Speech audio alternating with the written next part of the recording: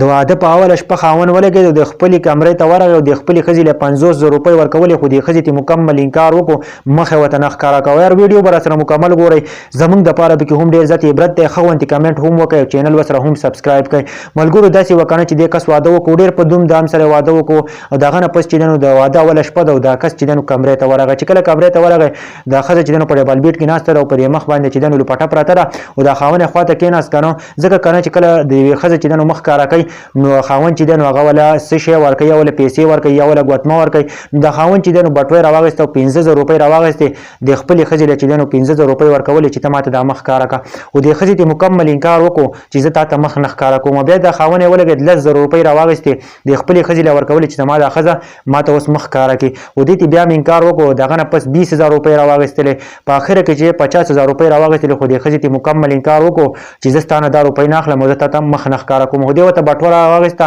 او په دې هغې کې دې ښځې ته کېښوده چې ته ماته دا مخ ښکاره کړه، خو دې ښځې ته انکار وکړو. دې ښځې ورته ویل چې ته زما سره یوه واده وکړه، که نه چې زما سره یوه واده وکړه نو زه به تا له مخ ښکاره کوم. نو دا خاوند هم حیران شو چې الله پاک ماله داسې ښځه راکړله چې دا ښځه به ماته اوس څه واده ږدي. ملګرو دې ښځې ورته ویل که نه، وایي زما ستا هېڅ هم نه دي پکار، نه مې دي پیسې پکار دي، هېڅ مې نه دي پکار، خو صرف ته زما پکار یې که نه چې په زندګۍ کې ته چېرته هم ما مه پرېږده، ما چېرته هم ریاضي کوم. نو خاوند چې دی نو هغه هم حیران شو او هغه چې دی نو الله پاک لاک لاک شکر ښایسته داسې ښځه راکړې ده. ملګرو د هغه نه پس چې دی که نه د ښځې چې ده نو دا چې ده نو دې چې کومه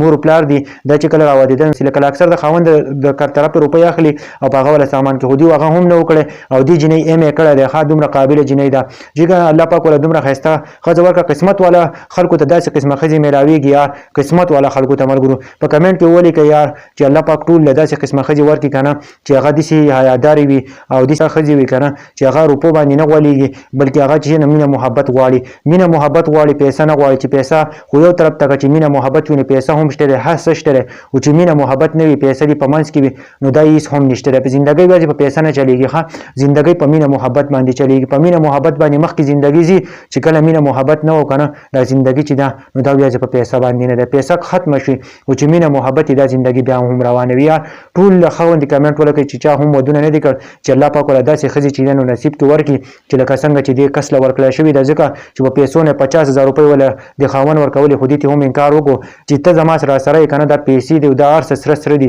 او دا هر څه چې دی نو زمونږ دي، او چې ته زما سره نه یې که نه زه به په پیسو څه وکړم. یار داسې ښایسته خبرې ورته وکړلې خپل خاوند ته چې خاوند یې مکمل حیران شو که نه چې زما د ښځه الله پاک ماله داسې ښایسته ښځه راکړې ده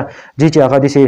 زما صرف ما غواړي، زما پیسې نه غواړي. لکه نن سبا که ته سوچ وکړې که نه دا ځینې خلک چې دی نو دا په پیسو پسې ځي یا چې کوم کس سره پیسې نو د هغه سره واده کوي، خو بل دا چې دا نصیب والا خلکو ته داسې ښځه میلاویږي. هر ښه غوندې کمنټ وکړئ چې الله رب العزت هر سړي له داسې ښایسته ښځه ورکړي چې د هغه زندګي سیټل شي او هغه زندګي کې مخکې ترقي وکړي.